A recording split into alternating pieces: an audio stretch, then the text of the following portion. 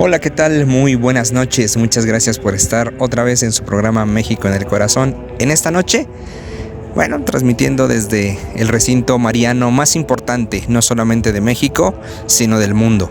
Uno de los lugares católicos cristianos más visitados en todo el orbe, inclusive más visitado que el propio Vaticano. Hablamos del complejo mariano de la Villa de Guadalupe, lugar testigo de las apariciones guadalupanas de acuerdo a la tradición en 1531. Vamos a conocer su historia, vamos a conocer su arquitectura, vamos a conocer el arte en torno a las apariciones guadalupanas de el Tepeyac. Bienvenidos.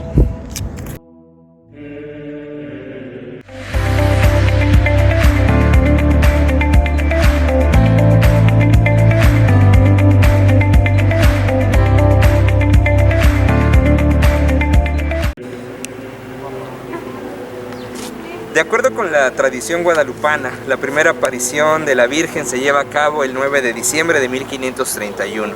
La tradición nos señala que un indio de nombre Juan Diego Cuauhtlatoatzin, que bajaba a tomar doctrina exactamente al colegio de Santiago Tlatelolco, tenía que atravesar lo que hasta la fecha nosotros conocemos como la Cordillera de Guadalupe. Este conjunto de cerros que son rematados por el Cerro del Tepeyac. Un sitio importante desde la época prehispánica, un sitio trascendente en cuanto a adoratorios, porque acá se encontraba uno de los centros donde se veneraba a la diosa Tonantzin, a la madre de los dioses, a la madre del verdadero Dios por quien se vive, como lo dijera la propia Virgen de Guadalupe, según el Nican Mopogua, al propio Juan Diego. Para que Juan Diego supiera con quién estaba hablando, tuvo que escuchar ese nombre, Tonantzin, para poder identificar a Guadalupe con la presencia que para él era parte de sus ancestros, de su pasado cultural. Juan Diego, algunos lo han señalado como con asencia en Cuautitlán, sin embargo, a raíz de su canonización, también le colocan como lugar de vida la zona de San Juan Ixhuatepec. Este espacio que ustedes recordarán tristemente en la memoria, famoso por las explosiones de 1984.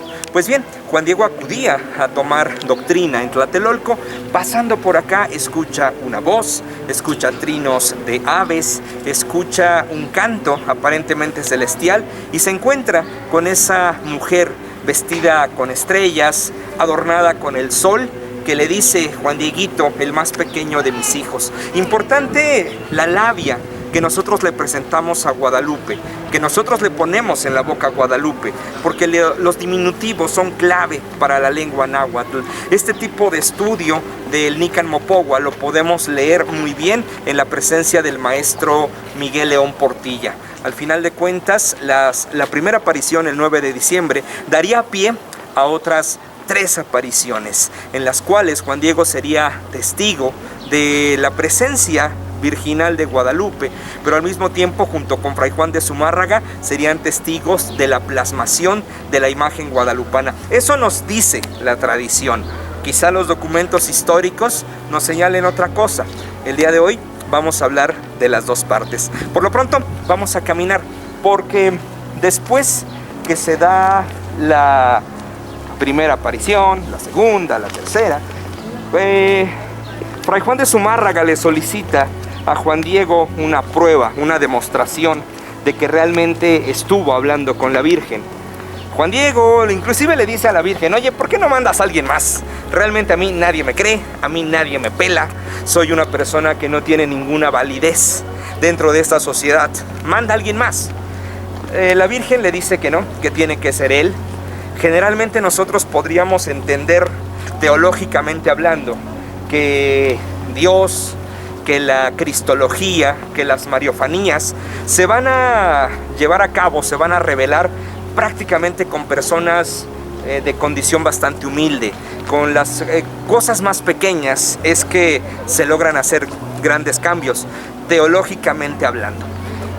La Virgen le dice a Juan Diego que no, que tiene que ser el mensajero, Juan Diego va a buscar a Fray Juan de Zumárraga. Muchas veces hemos creído que Juan Diego va a buscar a Fray Juan de Zumárraga al propio convento de Santiago, en Tlatelolco. No es así. Para que Juan Diego pudiese hablar con Fray Juan de Zumárraga, tenía que visitarlo en el propio Palacio Apostólico, en el propio Palacio Arzobispal. Este espacio que hasta la fecha nosotros ubicamos exactamente a un costado de Palacio Nacional, sobre la calle de Moneda. Pues bien, es al lugar al que va Juan Diego, es al que le dicen que lo van a recibir una y otra vez sin que realmente le pongan atención al mensaje. Cuando al final de cuentas, en la penúltima aparición, Juan Diego le dice a la Virgen que le están pidiendo esa señal, ella le entrega un conjunto de rosas, o mejor dicho, le pide que vaya a cortar un conjunto de rosas a la parte más alta del Cerro del Tepeyac, el lugar donde por primera vez se habían encontrado. Juan Diego regresa con esas rosas, la Virgen las toca y esa rosa sería el mensaje para Fray Juan de Zumárraga. Cuando se extiende la tilma de Juan Diego, caerían las rosas y la imagen guadalupana quedaría estampada en esa tilma. Al otro día de esa situación, Fray Juan de Zumárraga le pide a Juan Diego que lo traiga al lugar donde había sido esa aparición con la Virgen. Y estamos exactamente en este espacio. Juan Diego trae a Fray Juan de Zumárraga a este lugar. No solamente viene Fray Juan de Zumárraga, viene parte del cabildo, del grupo de sacerdotes que acompañaban a Zumárraga. Juan Diego señala este como el último lugar donde ve a la Virgen de Guadalupe. Exactamente en este sitio es que se pide, que se ordena, que se cree un primer templo dedicado a Guadalupe, un primer templo donde sería colocada la tilma de Juan Diego. Nosotros la conocemos como la Capilla de Indios. Técnicamente es el cuadro que tenemos de frente. Es una construcción sumamente simple que, hay que decirlo, tan solo se levanta en un lapso de 14 días. 14 días es el tiempo que se ocupa para levantar la primera capilla. El 26 de diciembre de 1531 se hace la traslación solemne de la imagen desde la iglesia principal de la Ciudad de México en una procesión acompañada por indígenas, acompañados por el cabildo catedralicio, acompañados por la más importante nobleza novohispana. La imagen es trasladada hasta este punto. Juan Diego cambia su lugar de residencia, viviría en este punto técnicamente hasta su muerte, cuidando la imagen de Guadalupe en la tilma. Ese día de la traslación se llevó a cabo también el primer milagro guadalupano, porque así como hoy en día algunas personas tiran balazos al aire en las fiestas patrias o en algunas celebraciones, en la época prehispánica solían aventar pero flechas. El primer milagro guadalupano sucede cuando una de estas flechas que se había aventado al aire hiere de gravedad en el cuello a uno de los danzantes que acompañaban la procesión. El danzante, prácticamente muerto, dice la tradición que es presentado ante la imagen de Guadalupe y en el momento recobraría la vida. Esa imagen pasa a la historia como el primer milagro guadalupano. Posteriormente, la Capilla de Indios sería cambiada, sería remodelada. El segundo arzobispo de México, Fray Alonso de Montúfar, construiría una segunda capilla que técnicamente entonces sí es la que vemos. Esta que dice Antigua Parroquia de Indios sería conocida como la Ermita Montúfar y pasó mucho tiempo antes de que se construyera un segundo templo. Por lo pronto, les invito a que pasemos para conocer los interiores de este lugar.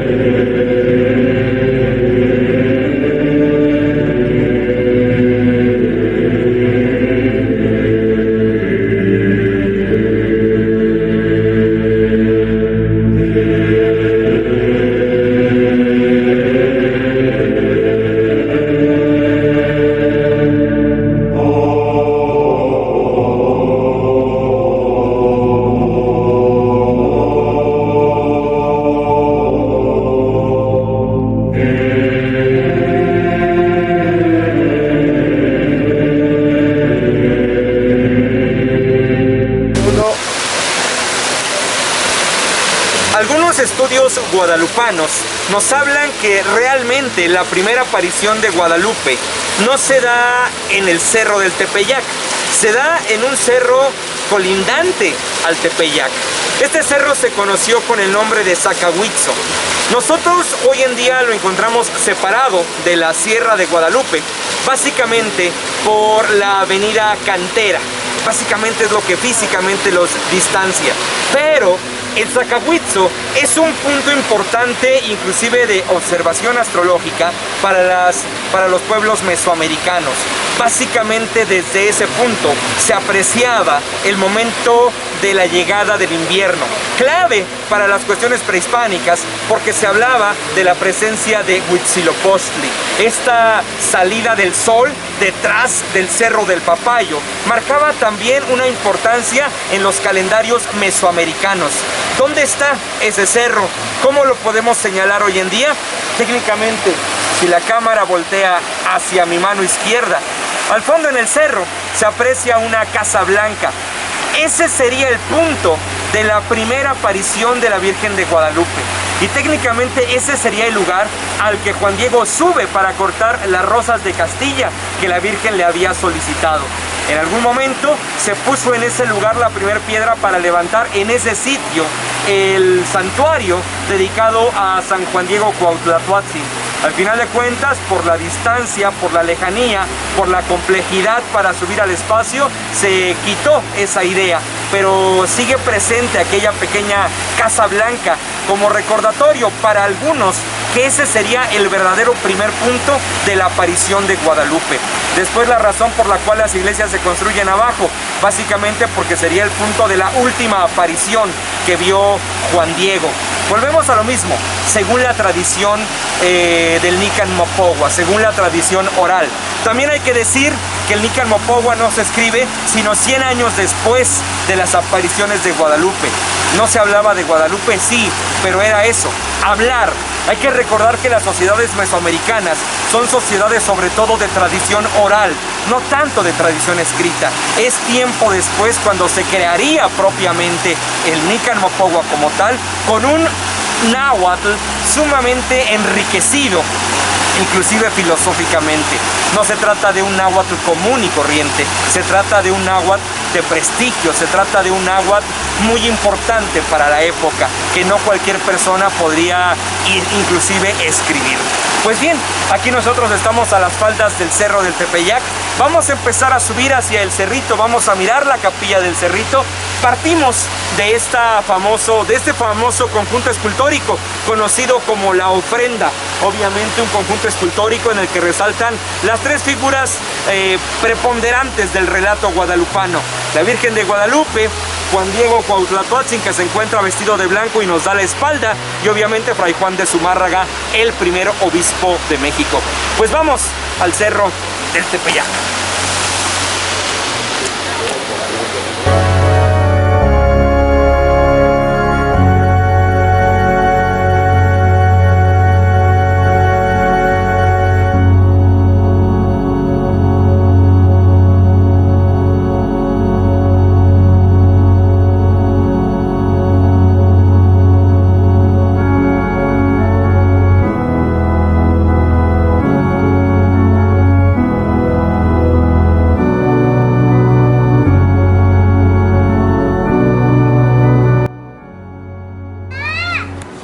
Después de la creación de la capilla de indios, de la capilla del Pocito, en el Cerrito del Tepeyac se tuvo la necesidad de crear una nueva capilla, totalmente conocida por nosotros como Capilla del Cerrito.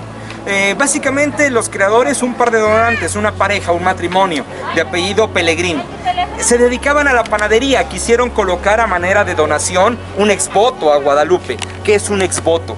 Todo aquello que se da a manera de agradecimiento a un santo, a una virgen o a Dios. Hay que recordar que únicamente Dios hace milagros. A los santos o a la virgen se les agradece por su intercesión, pero los milagros únicamente los hace o los puede hacer Dios. La familia Pelegrín quiso regalar la capilla dedicada a Guadalupe en el Cerrito, y la fachada es fundamental para la arquitectura novohispana porque fue creada también por el arquitecto Francisco Guerrero y Torres. En la fachada de este templo nosotros podemos apreciar, técnicamente recargado sobre el dintel de la puerta, las presencias de los santos apóstoles Pedro y Pablo. Pedro con la característica de tomar las llaves con las manos, mientras que Pablo ostenta la espada en la mano izquierda. Acompañando la fachada se encuentran también los anagramas de la Sagrada Familia: José, María y Jesús. Este tipo de anagramas que nosotros encontramos son característicos no solamente de iglesias, sino de casas en la Nueva España, porque bajo la advocación de estos monogramas se colocaba la protección de toda la familia. Además, es importante que en este lugar nosotros encontramos también ya la presencia del Panteón del Tepeyac, lugar donde se han sido sepultadas importantes personalidades, como podríamos pensar en la primera esposa del presidente Porfirio Díaz, la señora Delfina Ortega. Podríamos pensar en el presidente Antonio López de Santa Anna, y podríamos pensar también en el gran traidor de Maximiliano de Habsburgo, el señor de apellido López, conocido por algunas personas como el Panteón de los Traidores, prácticamente por López y por el otro López, no Andrés, por Antonio López de Santa Anna. Pero bueno, sin lugar a dudas, observamos desde esta perspectiva una buena panorámica de la Ciudad de México, y desde esta perspectiva también nosotros podemos notar las dos calzadas que comunican al centro de la ciudad con el complejo mariano de Guadalupe. Desde esta perspectiva nosotros vamos a poder apreciar la calzada de Guadalupe y la calzada de los Misterios. Si bien es cierto, para la época prehispánica, para la época novohispana, la única calzada real que teníamos era la calzada al Tepeyacatl, lo que ahora llamamos calzada de Guadalupe. Posteriormente se crearía la calzada de los Misterios con una sola finalidad: una calzada devocional para llevar a cabo el rezo del Santo Rosario. Y vamos a subir para tener una perspectiva aérea de este lugar. Vamos.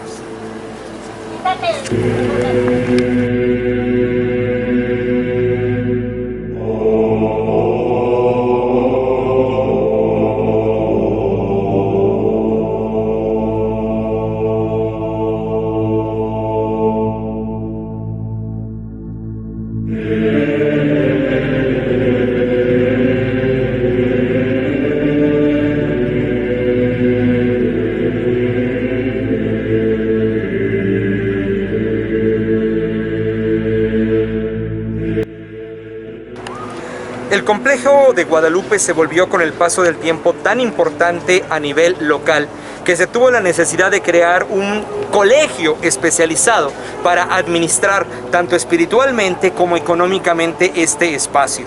Es sabido que cuando dentro de una diócesis hay un templo de igual o mayor importancia que la catedral, se crea un colegio de sacerdotes para su regimiento.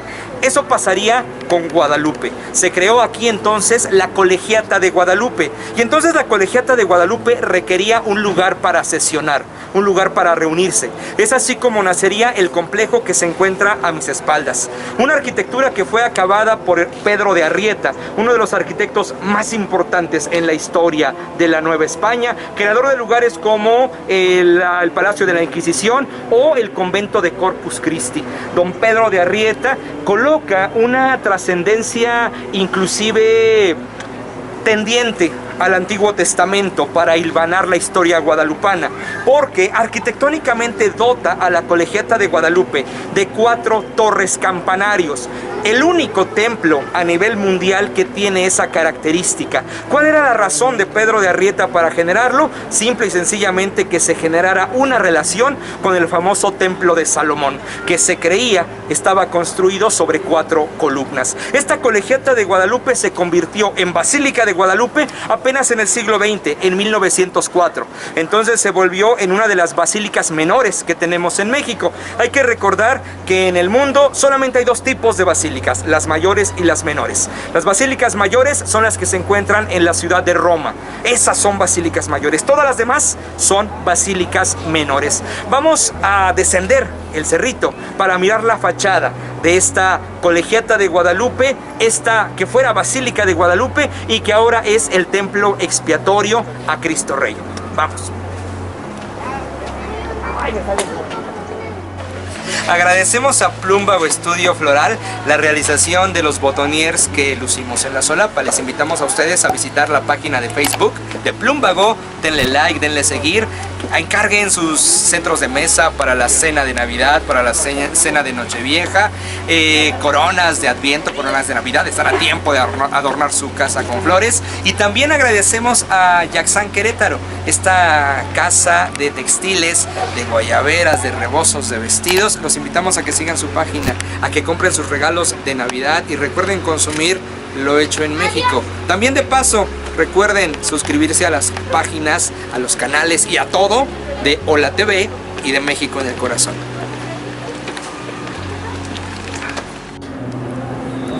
La Colegiata de Guadalupe fue construida, diríamos, de atrás hacia adelante, de modo que la cimentación trasera se encuentra técnicamente en las faldas del Cerro del Tepeyac, mientras que la parte frontal se encuentra prácticamente proyectada a lo que fueran las colindancias con el lago de México. Por esa razón es que encontramos hoy en día un importante hundimiento en el complejo mariano, que además también fue seguido por la catástrofe arquitectónica que genera el complejo, el convento de Capuchinas, que es la construcción que tenemos hacia mi mano izquierda.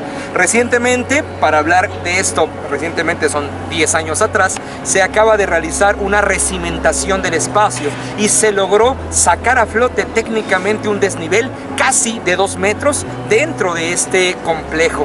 Ahora bien, la fachada, como decíamos, construida por don Pedro de Arrieta, está custodiada por 4 importantes personajes. En la parte del cuerpo superior, exactamente donde podemos apreciar la imagen de la Virgen de Guadalupe en la tilma de Juan Diego, de rodillas se aprecia Fray Juan de Zumárraga. Custodiando esa imagen a la mano derecha, miramos la presencia de San Pablo, mientras que exactamente al lado opuesto vemos la presencia de San Pedro. Hay que recordar que en prácticamente todas las construcciones novohispanas vamos a encontrar a estos dos personajes como custodios de la iglesia. Exactamente abajo, a los costados de la puerta, nosotros podemos mirar 2 importantes personajes para la historia de la salvación. A la mano derecha, de hecho ya sin una mano, vemos a San Juan el Bautista, personaje técnicamente desnudo, según los cánones, vestido solamente con una piel de camello. Mientras que el personaje que está al otro lado, a un costado de la puerta, es San José, el padre putativo de Jesús de Nazaret. Cuando ustedes se preguntan por qué razón a una persona de nombre José le decimos Pepe, hay que recordar que Pepe viene a ser la abreviación de la frase padre putativo, que era como a San José se le conocía, y ese padre putativo se resume simplemente al Pepe. Bueno, pues ahí está, San José, San Juan el Bautista, San Pablo, San Pedro, la fachada de lo que fuera la colegiata, que también en algún momento fuera intervenida en las ventanas hacia los años 70 del siglo XX. Hoy en día es considerado como el templo expiatorio a Cristo Rey, y en su interior encontramos una preciosa capilla dedicada a las reliquias guadalupanas. Uno de los más importantes tesoros que tenemos en el complejo mariano de Guadalupe son exactamente esas reliquias. Esto particularmente en el caso de aquellos que sean creyentes. Pero bien, hemos hablado del mito guadalupano. ¿Qué pasa con los documentos históricos? ¿Qué nos dice la historia sobre la imagen de Guadalupe? ¿Qué hay acerca de la imagen originalmente coronada y después misteriosamente sin corona? ¿Qué pasa realmente con la historia documental de Guadalupe? Eso lo vamos a platicar en el próximo programa de México en el Corazón. Los invitamos a que se junten con nosotros el próximo miércoles.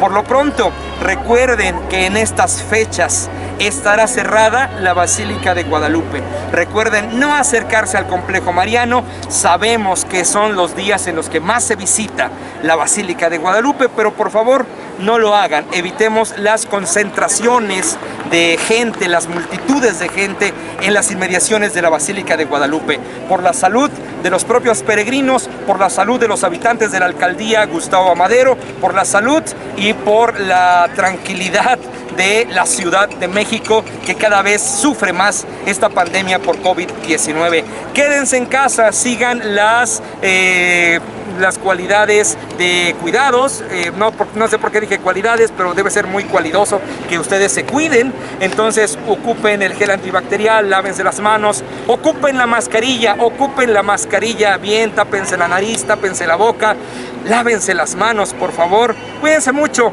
para que podamos cargar los peregrinos ahora en las posadas. Nos vemos el próximo miércoles para hablar la parte histórica de la Virgen de Guadalupe. Gracias.